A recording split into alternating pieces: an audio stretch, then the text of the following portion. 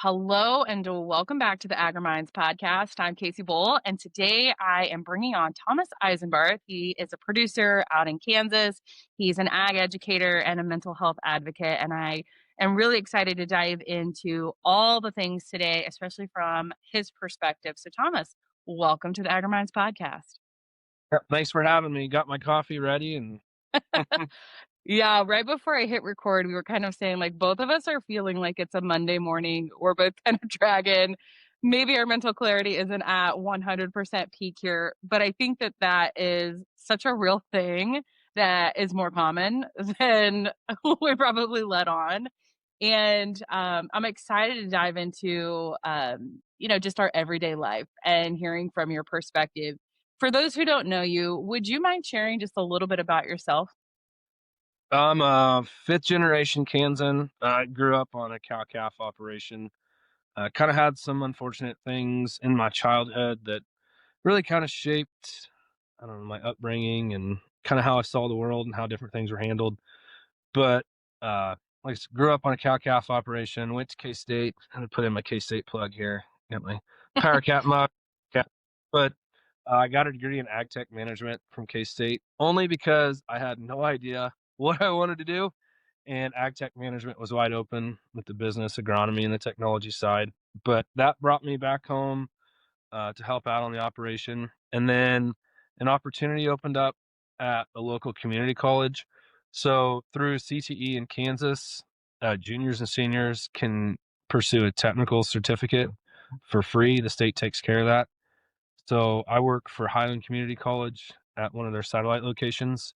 So if you're a junior or senior in high school, you can actually come and take my precision ag program for free and walk across your high school stage with a certificate.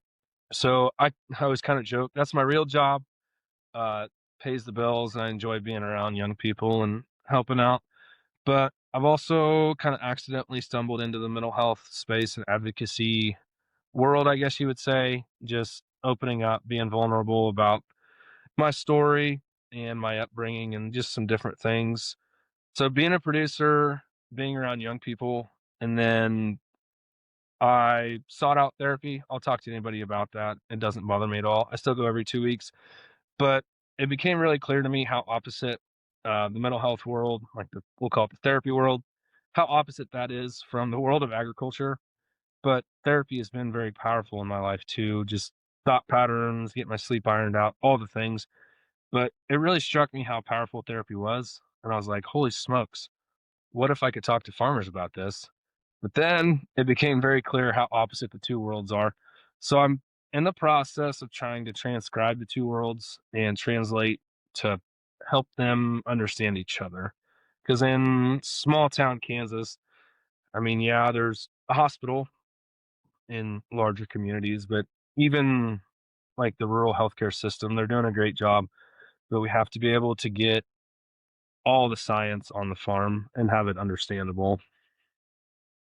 Yeah, I think this is such an important topic, and I think that's why I resonated with your work so much because it's like we notice that there is a gap between what they say we ought to be doing and our reality.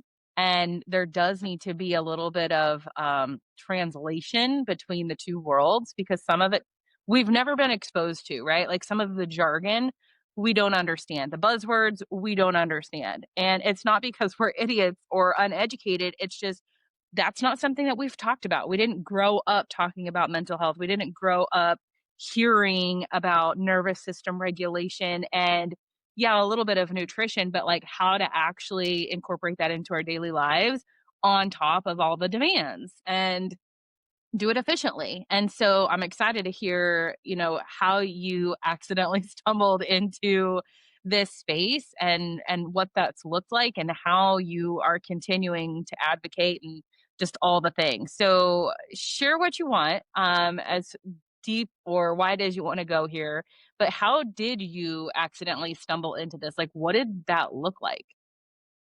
I mean, as I approached therapy, my reasoning for approach therapy was just a very passionate want to do something differently. Because I was 3 years old and I had an uncle that was on the farm that he made a permanent decision, and that affected my childhood. And I think it affected just the atmosphere that I grew up and how we handled emotions, which it's like that on any farm. Like, oh, you're sad, you're mad, you're happy. Well, that's good. Let's get to work because we've got 4 days worth of work that we need to shove into one day. Like, just the absolute grind. And what, like, my grandpa, so that uncle, his dad, worked nights and then dairy during the day. I mean, just an absolute just lack of time for such luxuries as emotions is the best way to put it. Like, we don't have time for that. We don't really understand it anyway. So let's just do what we're good at, and that's just work ourselves into the ground.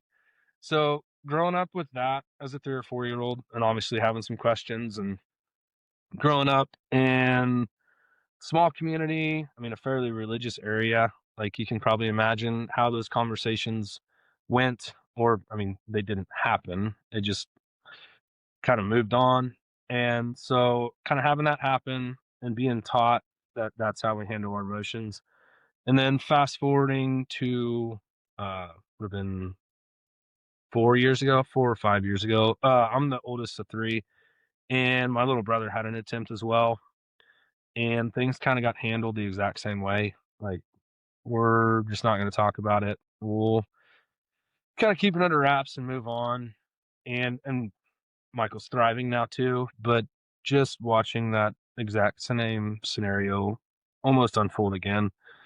And so I kind of got to some tough points in life too, and I knew that I couldn't kind of go down that same route. So I knew nothing about therapy. Honestly, I knew nothing about my emotions, but just I dove into therapy, and it's just kind of my nature too, just to latch on, do research, and really dig into things. But kind of the best way to explain it was my nervous system as a faucet was just completely turned off for 30 years. Like, I had even the most basic things like how to feel emotions in your body, how to process things, but going to therapy just kind of clicked that faucet on. So it's been a process, a healing journey as far as, like I said, how to handle your nervous system, how to know when different emotions come up in your body, like how to read your body, and then how to really feel things and process things.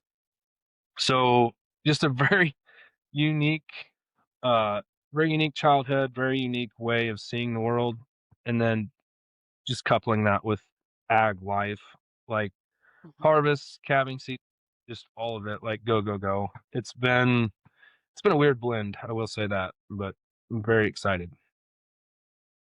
Yeah, it's becoming more and more common to talk about one, suicide in agriculture, but mental health in general. And I'm finding that we go from 0 to suicide in a lot of the conversations. I was just at an event a couple of weeks ago, and they were talking about mental health and financial stress and things like that on the farm for landowners and producers. And I thought it was a fantastic event. It was like one of the first ones through our county that has been in this area, right? Like, specifically for ag, not just people in general. And so I was really excited to go, but I did feel that instant shift from, hey, you might be on like in a go, go, go lifestyle where it's a lot of demands. And then all of a sudden it's like, here's the 988 phone number, right? Like, here's the line that you call when you're at the end. And I just was like, "Whoa, we just went there." Like, I think it's super, super important to talk about it.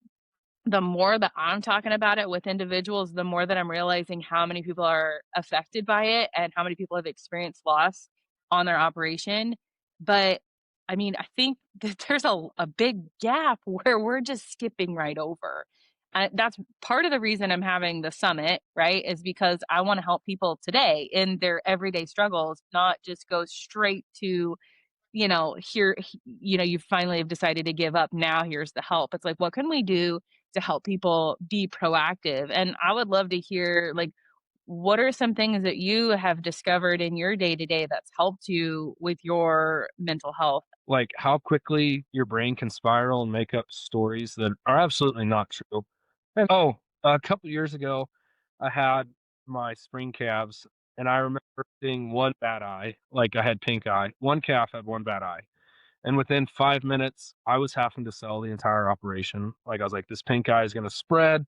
All these calves are going to go down. I'm going to get a bad reputation at the sale barn. Like, this is over. Like, I'm selling, like, and I just had to stop myself. Like, how did I get here? Like, the just whether it was just a shame spiral or what it was, but being so intentional with my thought patterns too. I hate to break it to you, but 98% of your thoughts throughout the day are completely false. They're either conditioned or they're just simply false. So sleep and my thought patterns has been the two biggest things.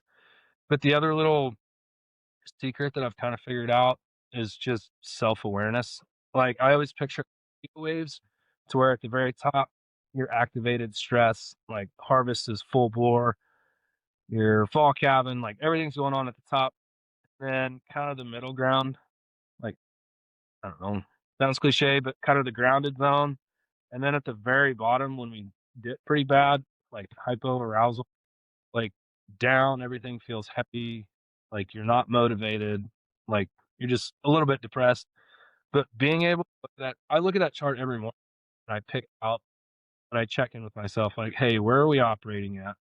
And just knowing where I'm at on that radio wave helps a lot. And it helps me kind of structure all about what I need to, because once you dip below that zone, if you're kind of in the bottom end, and then you start tacking on a bunch of restless nights, no sleep, more stress. Like if you're at the bottom, there's other spots like below that dip, not good to do. So knowing out on that radio wave has been really, really impactful for me too. Just a 30-second check in. Where are we at?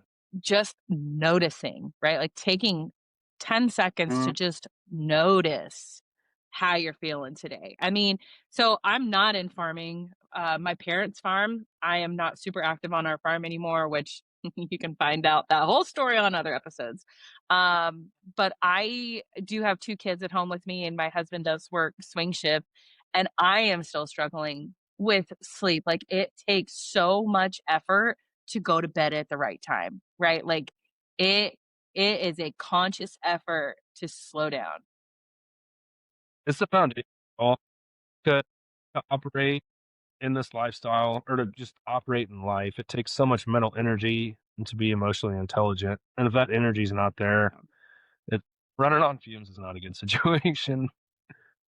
Yeah, I mean, like I was saying, I don't have the stack of responsibilities that a lot of producers do. And I mean, I get it. I understand what it's like to wear a bunch of hats at the same time and feel pulled in a million directions, but I don't live that day to day and I'm still struggling. So I can't imagine what it's like to have all of those added stresses and just finding a way to calm down, which is, why we're having Greg come to the summit and helping with that nervous system regulation and having people actually experience it in real time, not just, hey, here's what you should do when you get back home. Like he's putting us through a whole workshop.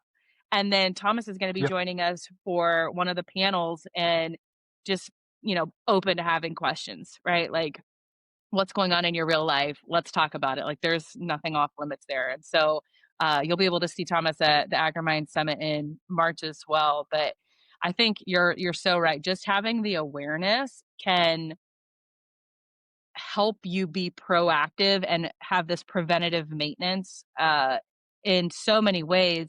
But that's the hardest part, right? Like otherwise everybody would be doing it. So what's like the first step? Like we talk about getting to bed on time, winding down, but like if it was that easy, everybody would be doing it. So, like, how can people just start? Like, where do we start with this? Does it look like getting some lavender and spritzing your pillow? Does it look like a specific time of day where you start, shutting off electronics? Like, where can people just start with this? Because it sounds easy, but obviously it's not. One more step. I think the first step is awareness because I see it in myself and it still happens to me. It's such a, but there's this little button that I can click on and I call it my autopilot button. And I can just kind of shut off the intentionality. I can shut off. actually thinking. And I mean, that is a protective mechanism. It's there to protect your nervous system, but you can get to a spot where that autopilot button gets turned on. And it's so easy to turn it on because it feels like a necessity. Like, I don't have time to think about this. I've got all this stuff to do.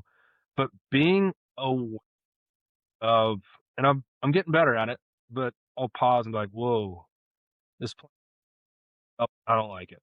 So just taking that pause and being aware and realizing is, I think, the first step, because it's too easy to kind of brush it under the rug and just kind of move on with your day because there's a legitimate excuse. There's work to be done, but clicking off that autopilot button is I think, the best place to start. And then pause, but it takes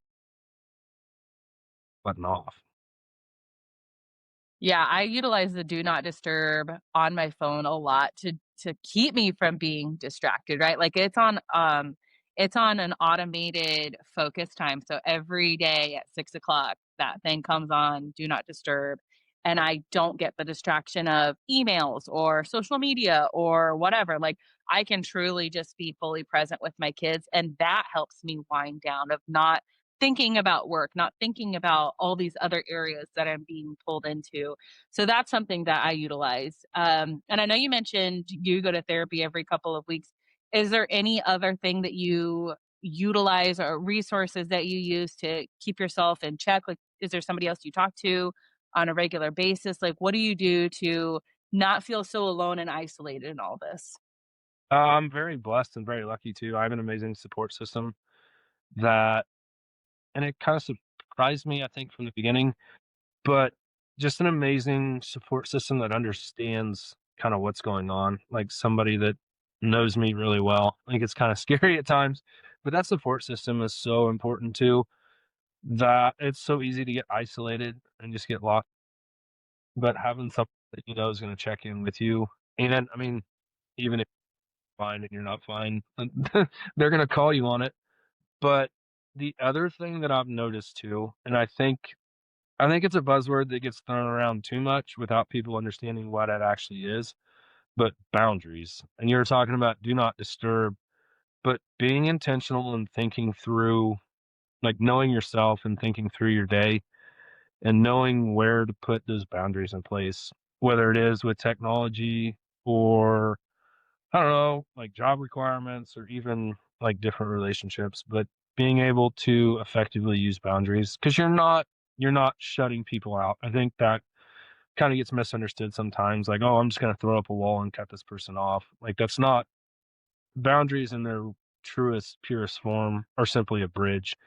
Like, hey, I want to protect this relationship enough to not, I don't know, not burn it out, but to be able to protect both of us and protect this relationship. So I think boundaries get kind of misused sometimes or misunderstood, but intentional boundaries are really important too.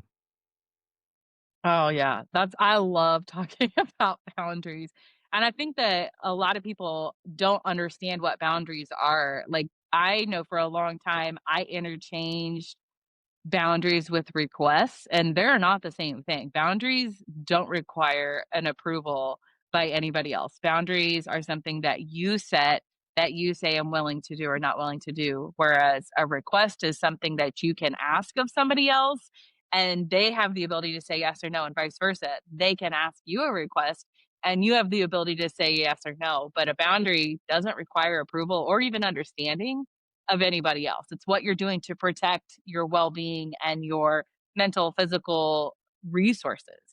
So, yeah, I And to love that. protect the relationship. I mean, because if, Yeah. like, if we keep going down like this path, this is what's going to happen.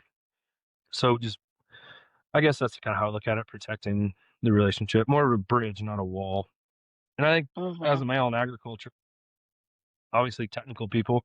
So the more analogies you can think of like that, like a tractor running or a fence being built or a bridge being built, like a lot of those analogies help to kind of clarify things. Yeah, I agree. And I have a lot of male clients and a lot of male audience members who are like listening to these episodes that are quietly listening. Like, they aren't always interacting on social media, they're not always commenting or reposting things, but I know that they're watching and I know that they're listening because I do have some one-off conversations with them.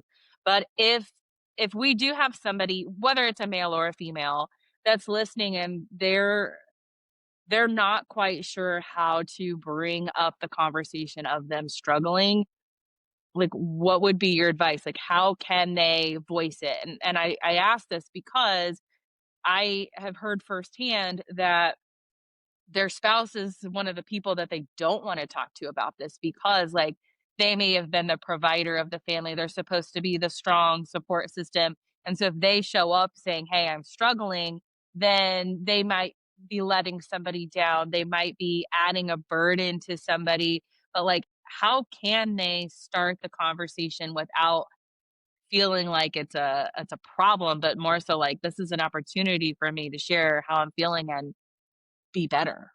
Where do they start? Yeah. Many thoughts. One of the first things that I ever learned in therapy was conflict is simply a bid for connection. So I want to speak to this question from both sides. If you are struggling and if you do feel like burden, I mean, simply saying, "Hey, I'm not okay. Like, I need help. Can you please just listen?" You're going to be less of a burden doing that than versus staying quiet, staying in pain, and I don't know, holding your pride together, ego, whatever it is. But you're going to be less of a burden saying, "Hey, I need help. Can you help me? I'm not okay," versus stuffing it away and trying to grind it out, trying to grit it out. You're going to be less of a burden asking for help. I will say that. And so that's to speak for the person that is struggling. But a lot of the work that I've done, and I mean, the best things in life were accident, and I've accidentally kind of figured this out myself.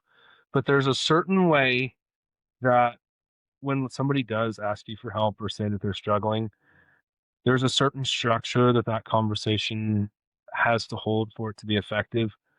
Because if the person asking for help, if they don't truly feel safe and they finally get the courage to say, "Hey, I'm not okay, I'm struggling," there can be a lot of damage done too if the receiving end is not handled in a safe enough way, I think is the best way to put it. But I have a personal rule that if anybody in my life is struggling, then they called me any hour of the night. We're gonna load up in my pickup. We're gonna find some back roads, and my truck is just a safe space. And we're just gonna figure it out. But on the receiving end, the first part is the validation. Is like, hey, what you're going through, like whether it's in agriculture, whether it's not, like life is hard. Like it's okay to validate struggling because life is not easy. So we're not going to validate any actions, but we're going to validate the emotions. Like, hey, what you're feeling, like in your body, like it's normal. You're human. It's okay. You're not alone in this, and it's okay.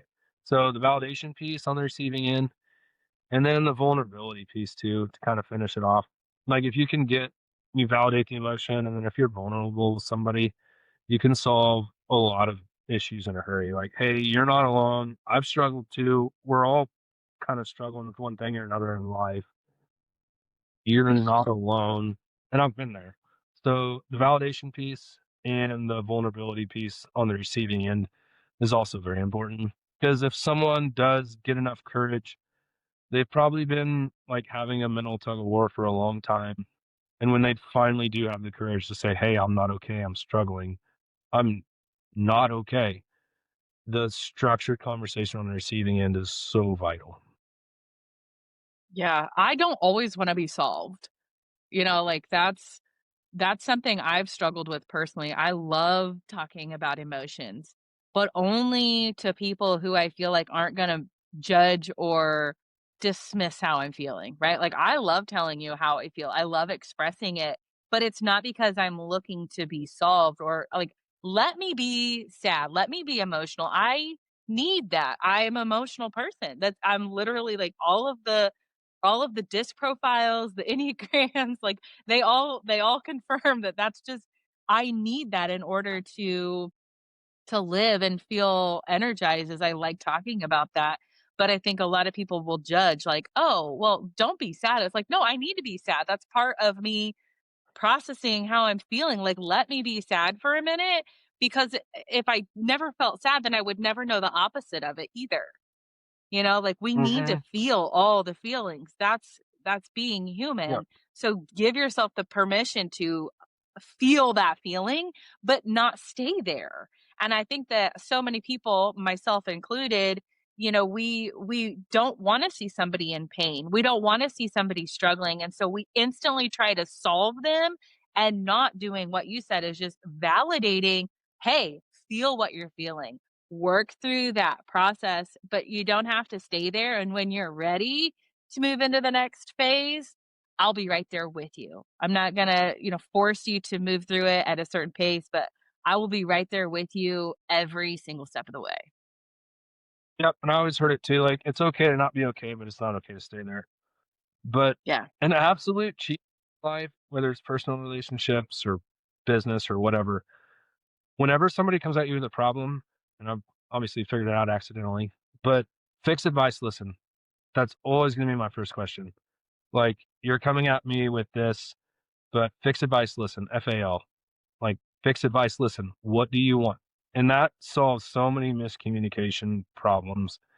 Just when the person's like, "I don't want this fixed, I just wanna be listened to," or, "I would like some advice on this, but fix advice, listen." Yeah, that's such good advice. I learned something similar when I was going through the Working Genius certification, and we were talking about people who have ideation and people who have discernment, and people who have ideation or invention, I'm sorry.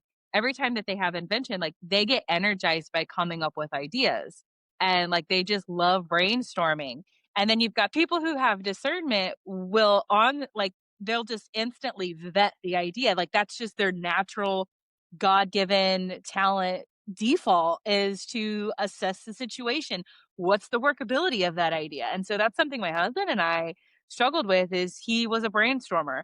And anytime you would come to me with this new business idea or just idea in general, I would be like, "You didn't even think that through. That was like the stupidest thing. Like, why would you come up with that? Like, did you not know that that won't work?" Obviously, it was a little bit more gentle about it, but that's the gist.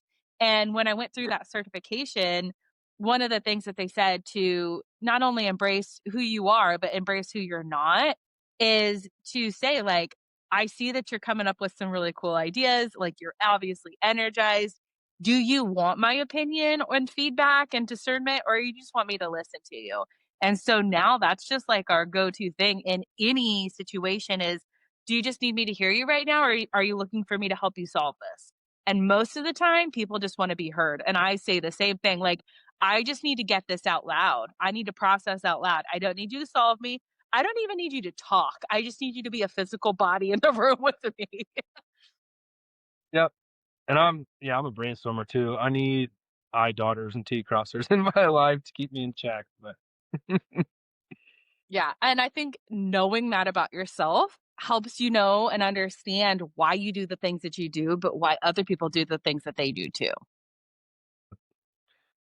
yeah, the V squared framework, the vulnerability and the validation, that's kinda how I remember it as V squared, but it's been really powerful in a lot of fairly real life conversations, that I've had with people around me, but that's kind of the framework of everything that I've been working on, whether it's helping young people or, like, farmers and ranchers or like, it's just so applicable to any kind of conversation, basically, and I just kinda naturally have always gravitated towards that, just how I handle people, but the V squared has been pretty impactful, I think.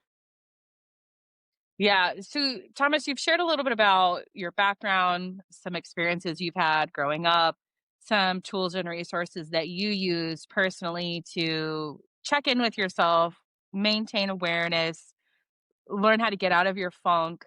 But would you mind sharing shamelessly about the work that you do today with other people? I mean, you're going out and you're speaking, you're having conversations. Feel free to share with people what that looks like and how you can help them. Yep, so I've gotta put my plug in for Farm Bureau, they've been great. That was kinda where I started. and I did a little bit of writing too, but Farm Bureau awarded me the Rural Minds Matter Young Advocate of the Year for 2025. So all that's given me is a platform to be able to hopefully continue this work. I battled myself for 2 years. Now I'm brave enough that I want to go get help. I mean, in Kansas, especially Western Kansas, you're looking at a year to 18 months of just a wait list to get into therapy. And that really bothered me because, like I said, the person finally was brave enough, finally was strong enough, and then they have to wait another years just to get into therapy. So I really did a deep dive into just small town, the science of a small town, I guess. Like, how could we bridge that gap and help people? And I can't imagine the pressures of being a young person in today's world with technology and social media expectations. And I don't want to bring up COVID again because we all went through it. And I mean, hopefully it's over for the most part. But there was so many social, emotional things that kids missed out on at key points and just, I mean, basic psychological development that you and I would take for granted. Because you and I mean, socially and emotionally, we learn things organically and naturally, whether it was being in school, whether it was being in groups, being in crowds, like out in the community. Like, there's so many skills and things that are just learned naturally at key developmental ages. And a lot of young people were robbed of that opportunity where we were at home doing school online and just the world kind of shut down. So there's so many social emotional gaps that are now showing up in young people and young adults that, I mean, they're all skills, just like riding a bike or dribbling a basketball or anything like that. They're still skills that can be learned, but we're just going to have to be really intentional about getting young people and young adults those skills after the fact. Because, like I said, they didn't have the opportunity to learn certain things organically and naturally. So, working with young people and hopefully trying to intentionally fill in some of those social emotional gaps has been one of the programs that I'd really like to push for Grounded. And then the other part is just simply the farmer support to where, like I mentioned, the rural healthcare system, there's hopefully a hospital in every small town, but I don't know very many farmers that are going to willingly step into a hospital unless they're, I don't know, broken leg, I mean, broken neck. There's, they're just not going to willingly step foot in a hospital. So I think all the work that rural healthcare is doing, I think there's still one more missing piece getting the information and all the science, which is all true and great. It's all powerful stuff, but we have to be able to get that out to the farm because, like I said, farmers and ranchers are not going to actively step foot in a doctor's office. So I think there's still work to be done to get all that information to the farm and to the ranch. So like I said, working with young people and then working, supporting farmers and ranchers, and that, I mean, that pretty well covers a small town if you really sit down and dissect it. So. Yeah. Well, and I think every generation has a thing, right? Like I was saying, the older generation, they didn't know that these, there wasn't a place to go talk about it, nor did they have the time. You've got this younger generation coming in that was impacted by things like COVID. They have so many more challenges to think about. I mean, we could go on a whole nother podcast episode about what people face in the public school system and just being a kid in today's world. And then you've got our generation that's kind of in the middle of like, we know what it was like when when our parents were, raising us, and now what it's like raising this next generation. We're kind of in the we're now the sandwich generation. The other angle that I've considered and that I'm working on, I'm calling it like a Gen Gap or a Gen Bridge program. Like, Mm, because any program or any conference that you go to in Kansas, it's always labor. Like, how do we solve labor shortage? Like, young people are leaving, they're going to the city.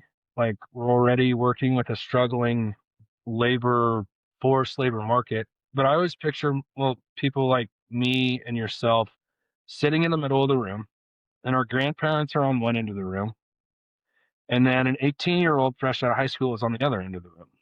That 18-year-old is your labor market, but you have to get the two sides to understand each other and understand why they are the way they are. So I think I mean, from a state perspective, just from an agriculture perspective as a whole, if we want this way of life to continue, and I mean, the romanticized family farm way of life, that we're going to have to figure out this generational gap thing too. Cause and it Mhm. always makes, my grandpa always had a flip phone and he never used it. But to just think about that room and to try and get the two sides to really understand each other, because that is your labor market now. But there's, I mean, not concessions to be made on either side, but if either side could just at least understand why the other side is the way they are, then I think that's going to go a long ways in solving an already struggling labor market too. But the Gen Gap or the Gen Bridge program, that piece of grounded, I think is going to be powerful as well. If people want to follow your work, have you come in and speak, where can they find you? How can they follow along, get in touch with you? Right now, operating off of a Facebook page, working on a website, going to get up and going. But Facebook for now would be a great place to start. And it's on Orbit Ag is my Facebook page. People can meet you at the AgriMinds Summit in March and follow along with you on Facebook, Grounded Ag. And I'm just so thankful that you took time out of your day to come onto the AgriMinds podcast, share your story, talk about some pretty vulnerable stuff. I mean, I know that this isn't always easy, but I think it's super important. And just the fact that you're willing to open up and talk about it, knowing you're a young male in this industry, that's gonna just it's gonna help so many people just know that they're not the only ones. And I don't know how old you are, but I'm assuming we're about the same age. And I feel like this is the generation where we're kind of like, do we follow the suit of our parents or do we start to do things differently because we know our kids are watching and we don't want the same thing for them? And so it's kind of like it's a weird mix. Yep. And I see that a lot in my 5-year-old, my 3-year-old. They pick up on things way quicker watching me, like how I operate and just being an example versus what what I tell them or what I preach at them. And I will say it's always kind of a joke of mine, but they listen a lot more when I'm cussing working cattle than that. People respond a lot better by example, by mirroring and being shown things versus being talked at.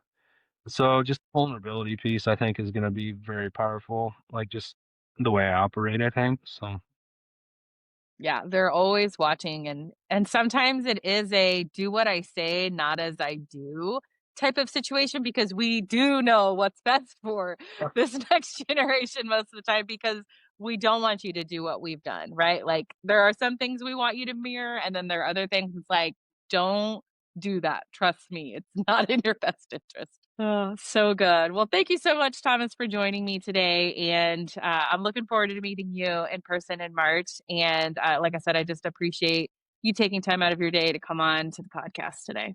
excited to get up to Ohio. It'll be fun. Looking forward to it.